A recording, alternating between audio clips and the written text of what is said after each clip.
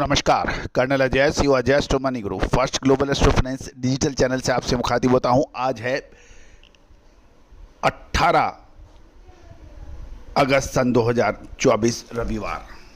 दोस्तों आज है रविवार और हमारा हर संभव प्रयास रहता है कि आपको रविवार को साप्ताहिक सारांश के रूप में कुछ महत्वपूर्ण कमोडिटीज़ के ऊपर अपडेट दिया जाए। आज हम प्याज के ऊपर आपके लिए खबर लेके आए हैं।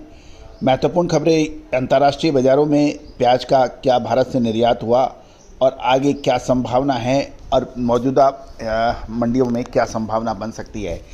आज की साप्ताहिक समीक्षा जो है वो महाराष्ट्र के सबसे बड़ी मंडी नासिक से हम लोग आपको प्याज की खबर लेके आ रहे हैं।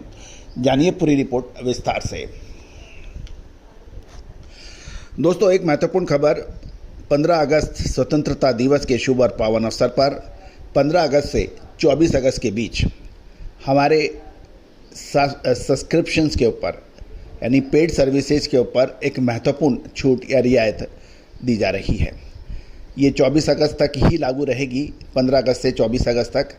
आज 20 अगस्त है, मात्र 4 दिन बचे हैं। आज ही आप संपर्क करें विशेष छूट के लिए। दोस्तों आपको जो हमारे चैनल पे हमेशा आते हैं या हमसे कभी बात करते हैं या हमारे सब्सक्राइबर्स हैं, उन्हें इस बात का पूरा इल्म है, खबर है कि हमारे यहाँ 100% भाव फिक्स होते हैं सब्सक्रिप्शन के। जब महत्वपूर्ण छूट होती है तो वो सभी के लिए लागू होती है। अतः बिल्कुल ये सुनहरा अवसर जाने मत दीजिए। दोस्तों खबर निकल के आ रही है कि महाराष्ट्र के नासिक मंडी में डिमांड अच्छी होने के कारण सप्ताह के दौरान प्याज के भावों में बढ़त देखी गई और ये 3300 से 3500 रुपये प्रति क्विंटल के भाव पहुंच गए हैं। लगभग 200 रुपये की तेज़ी देखी गई है। गौरतलब है कि महाराष्ट्र में नासिक, धुले, अहमदनगर प्याज के प्रमुख ज़िले हैं, जिसमें नासिक ज़िले में हर साल लगभग 22 से 23 लाख टन प्याज का उत्पादन होता है।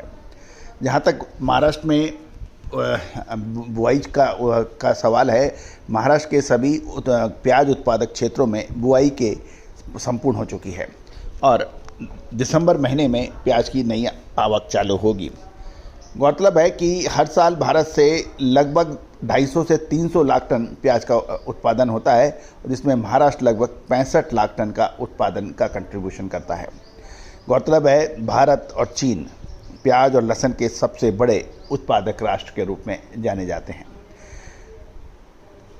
दक्षिण भारत से खबर निकल के आ रही है कि वहाँ पे प्याज की फसल तैयार हो गई है और संभवतः अगले सप्ताह मंडियों में उसकी आवक शुरू होगी।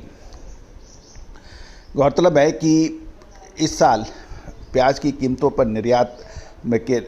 कीमतों पे अंकुश लगाने के हेतु सरकार ने कुछ महत्वपूर्ण निर्णय लिए थे।